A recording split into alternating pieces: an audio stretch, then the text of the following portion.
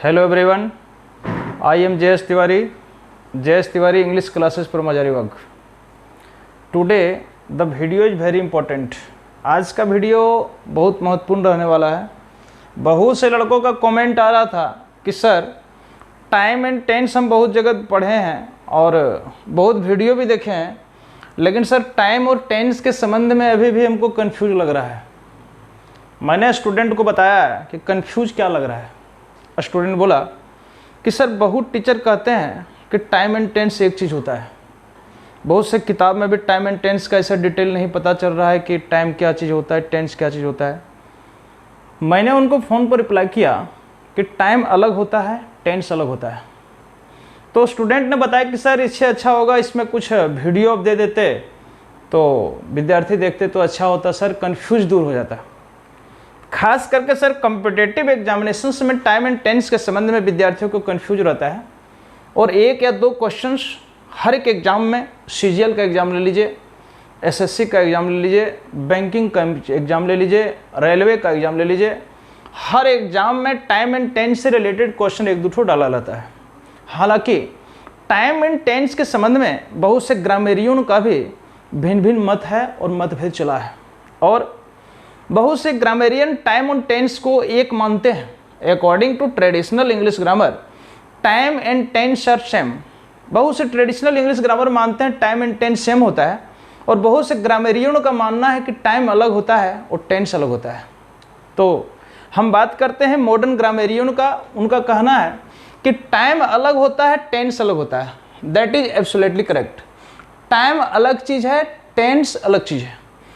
कहने का मतलब है कि टाइम से टेंस का कोई रिलेटेड नहीं है। ध्यान रखिएगा, टाइम का टेंस से कोई रिलेट नहीं है। कहिएगा सर क्यों? तो इसका ये रीज़न है कि time is a period. Time एक पीरियड होता है, एक अवधि होता है। दूसरा मार्कर लाओ, वहाँ रखा हुआ। टाइम एक पीरियड होता है, एक अवधि होता है और टेंस एक काल होता है, उसका सीरीज होता है। इन ए नटसेल, संक्षेप में वी कैन से दैट, हम कह सकते हैं कि ये सीरीज ऑफ पीरियड, ये सीरीज ऑफ पीरियड का एक सीरीज जो होता है इज कॉल्ड टेंस। टेंस कहलाता है।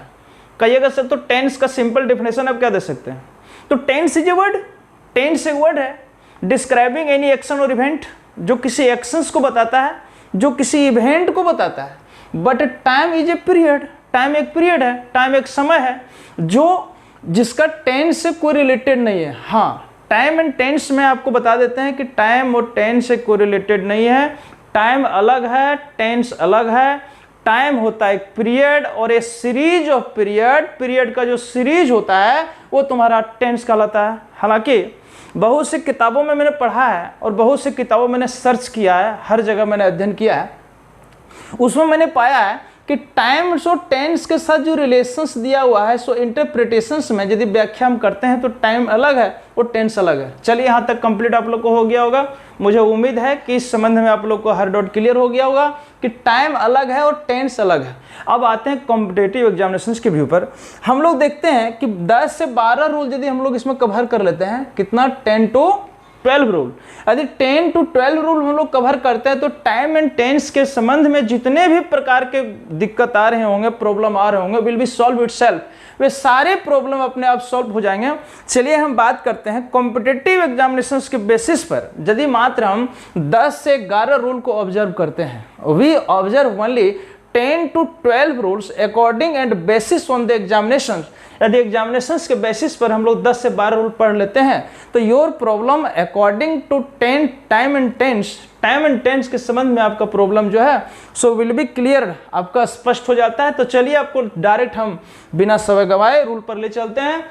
रूल फर्स्ट में कह रहा है, प्लीज अटेंशन, ध्यान से देखिएगा और सुनिएगा। कह रहा है कि in present indefinite sentence, present indefinite sentence में क्या होता है कि the number and person of the subject number and person, subject का जो नंबर और सब्जेक्ट का जो पर्सन होता है प्ले वेरी इंपॉर्टेंट रोल। यहाँ पर दिखा रहा है कि बहुत इंपॉर्टेंट रोल अदा करते हैं। मतलब कहने मतलब है कि नंबर और पर्सन सब्जेक्ट का बहुत इंपॉर्टेंट रोल अदा करता है। If the subject is singular, ध्यान रहिएगा, यदि सब्जेक्ट आपका सिंगुलर नंबर में थर्ड पर्सन में रहे तो उसके साथ जोड़ा जाता है एस अथवा ईएस। ध्यान रहिएगा, टू द वर्ब, वर्ब के साथ एस अथवा ईएस ऐड किया जाता है। If the verb ends in any of these, लेकिन एस और ईएस के अतिरिक्त यदि को वर्ब आपका डबल एस से समाप्त होता है, ओ से समाप्त होता है, ध्यान रखिएगा, एक्स से समाप्त होता है, जेड से समाप्त होता है, एस एच से समाप्त होता है, सी एच से समाप्त होता है, तो हमेशा के लिए कंफ्यूज कर लीजिएगा कि उसमें ई एस आपको जोड़ना होगा इंस्टीड ऑफ एस। तो उसमें डायरेक्ट एस न जुट करके एस के बदले में इंस्टीड ऑफ का मतलब होता है के बदले में, तो यहाँ पर क्या है कि एस के बदले में इसमें ई एस जोड़ा जाता है। पहला रूल ध्यान से समझ लेना है और कॉम्पिटिटिव एग्जामिनेशंस में इसका अप्लाई करना है। समझ गया कि double S O X Z S C H यदि रहे तो इसमें सिर्फ ई एस को ऐड किया जाता है, इंस्टीड ऑफ एस नहीं लगता है। और यदि वर्ब की समाप्ति एस अथवा ई एस से होता है तो उसमें सिर्फ एस लगता है। ये रूल फर्स्ट हो गया, ये रूल कंप्लीट हो गया। ये रूल को ध्यान में देखना है और इसको ऑब्जर्व करना है।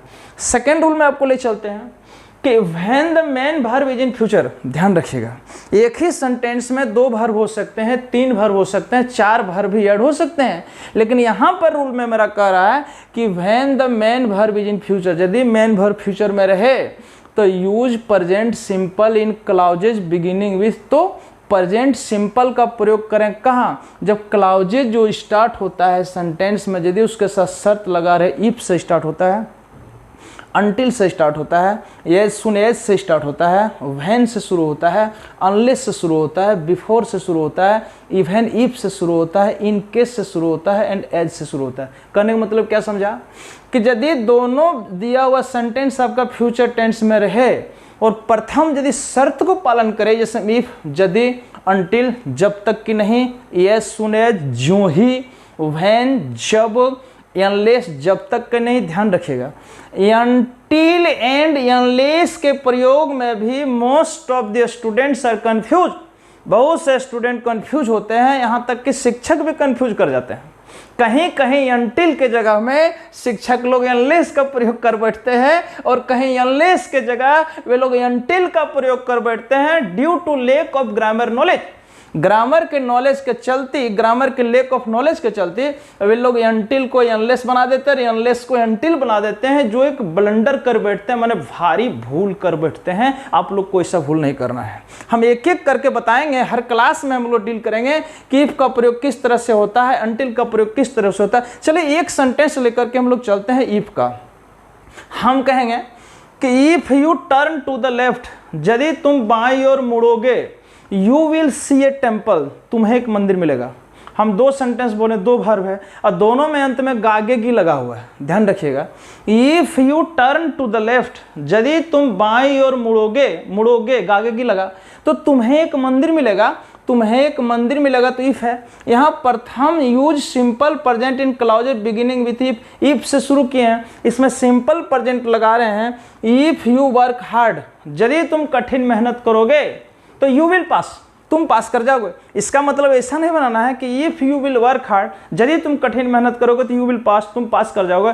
दोनों जगह, दोनों सेंटेंस में विल का प्रयोग नहीं होगा, इसलिए इसको ध्यान में रखना होगा। यदि फ्यूचर टेंस में मेन वर्ब रहे तो फर्स्ट में शर्तिया के साथ इफ का प्रयोग होता है। अब देखिए, अभी तुरंत हम वीडियो में बताए थे कि सर अनटिल और अनलेस के प्रयोग बहुत से स्टूडेंट को कंफ्यूज हो रहा है। Until and unless is negative itself. पहला बात समझना यह है कि अनटिल और अनलेस दोनों जो है सो नेगेटिव है, इसलिए नो और not is not used with until और अनलेस। हमेशा के लिए कंफ्यूज दूर कर लीजिए कि अनलेस और अनटिल के साथ कभी भी नो और नॉट का प्रयोग नहीं होता है, इसीलिए कि इसमें नो और नॉट जो है सो खुद ही इसमें समाहित है, इंक्लूजन किया हुआ है। अब करना क्या है, एक एक एग्जाम्पल करके समझिए कि कहाँ कहाँ होता है। अनटिल का प्रयोग विशेष करके टाइम पीरियड को दिखाने के लिए होता है। टाइम पीरियड को कहिएगा सर के एग्जाम्पल दीजिए, एग्जाम्पल समझो। या स्टे हेयर, यहीं पर ठहरो, अनटिल आई कम बैक, जब तक कि मैं वापस नहीं आ जाता हूँ। तो फर्स्ट पर्सन सेकेंड पर्सन से कह रहा है कि यहीं ठहरो जब तक मैं वापस नहीं आ जाता हूँ, मतलब उसको समय दिया गया है। The second person is given time, second person को समय दिया गया और उसको बताया जा रहा है कि तुम यहीं ठहरो जब तक कि मैं वापस नहीं आ जाता हूं, तो इसमें टाइम से रिलेटेड है। लेकिन अनलेस में क्या है कि शर्त से रिलेटेड है। शर्त से रिलेटेड क्या है, यहां पर कंडीशन दिया हुआ है, कंडीशन दिया हुआ है। कंडीशंस क्या दिया हुआ है, शर्त है कि अनलेस यू वर्क हार्ड, जब तक तुम कठिन मेहनत नहीं करोगे यू विल नॉट पास। उम्मीद करता हूं कि समझ गए होंगे आप, हमको उम्मीद लग रहा है कि आप समझ गए होंगे कि शर्त क्या है। अनलेस यू वर्क हार्ड, इसका मतलब ये नहीं कि unless you do not work hard. पहले वीडियो में बताया, तुरंत बताया कि नो और नॉट का प्रयोग नहीं होता है, इसलिए ऐसा नहीं करना। अनलेस यू वर्क हार्ड, यदि तुम, जब तक कि तुम कठिन मेहनत नहीं करोगे यू विल नॉट पास, तुम पास नहीं हो पाओगे। कितना अच्छा से मैंने आपको जानकारी दिया कि अनलेस शर्त कंडीशंस को सूचित करता है, लेकिन अनटिल जो है ये टाइम को सूचित करता है। और ये के साथ ये सुने जो ही वैन जब, एक एक एग्जाम्पल करके हर हम वीडियो में कंप्लीट करने की कोशिश करें। बिफोर है, इवन इफ है, इन केस है, एज है। यदि इसको मेन वर्ब फ्यूचर में रखा जाता है तो फर्स्ट में इसको प्रेजेंट टेंस से उपयोग करना है और बाकी वाले में फ्यूचर टेंस का उपयोग करना है। उम्मीद करते हैं कि सेकेंड रूल भी आप लोग को अच्छी तरह से समझ में आ गया होगा। चलते हैं तीसरा रूल को लेकर के। ये कह रहा है कि present simple must be used instead of present continuous with verbs of perception, feel, hear, smell, etc. ध्यान रखिएगा, जहां पर सेंटेंस में ऐसे आपको वर्ब मिले, जैसे फील मिले, हियर मिले, स्मेल मिले, परसेप्शंस का मतलब होता है बोध ज्ञान।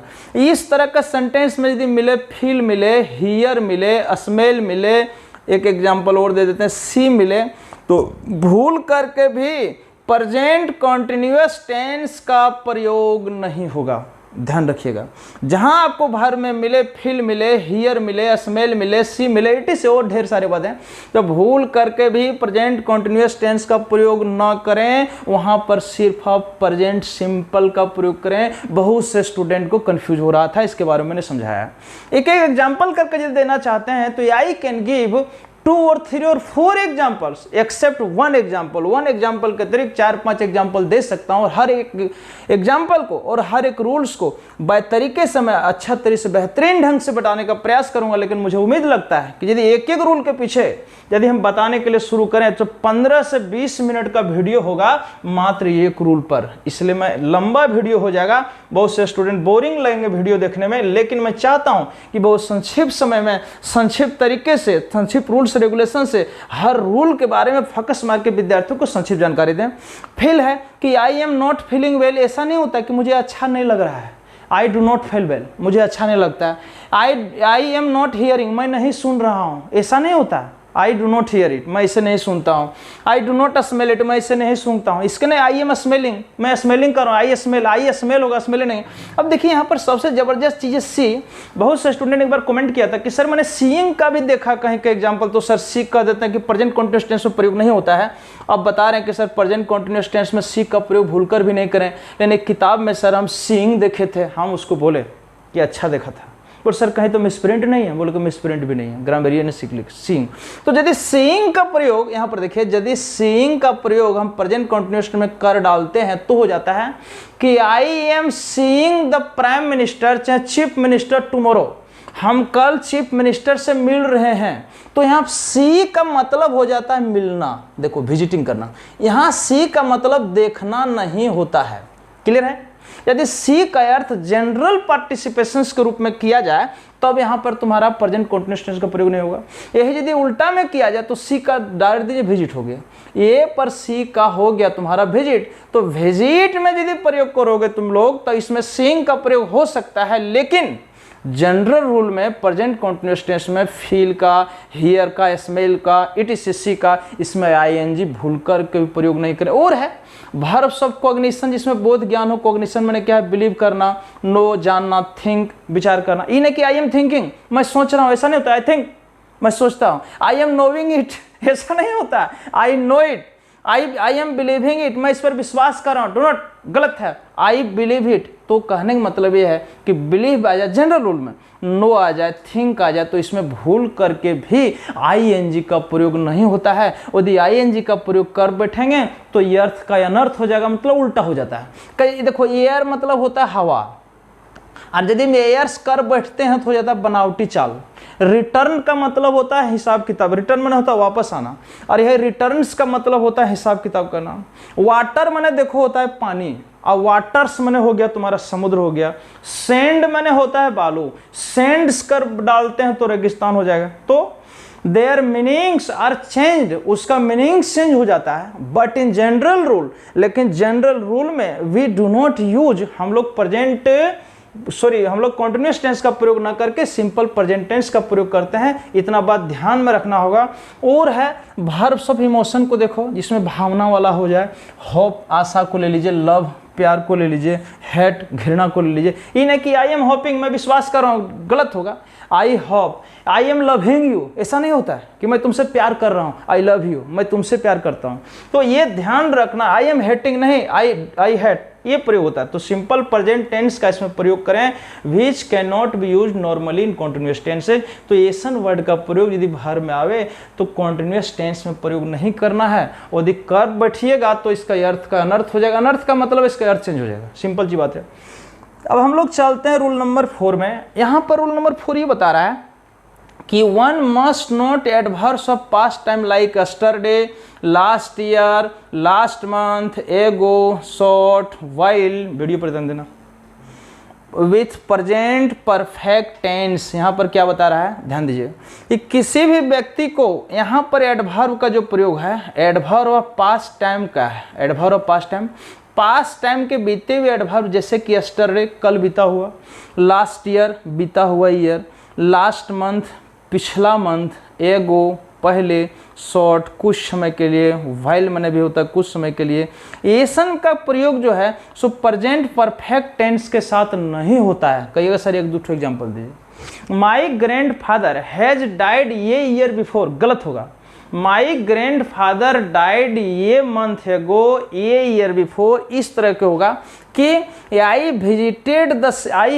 Visited the cinema last month, मैंने लास्ट मंथ सिनेमा गया हूँ, ऐसा नहीं होगा। I visited the cinema last month. कहने का मतलब है कि एगो का प्रयोग जहाँ आवे सेंटेंस में, एडवर्ब का प्रयोग, शॉर्ट का, वाइल का, तो एसन का प्रयोग प्रेजेंट परफेक्ट टेंस में न करके सिंपल पास्ट टेंस में उपयोग करना होगा, इसका यूज करना होगा। उम्मीद करते हैं चौथा रूल भी आप लोग को अच्छी तरह से समझ में आ गया होगा।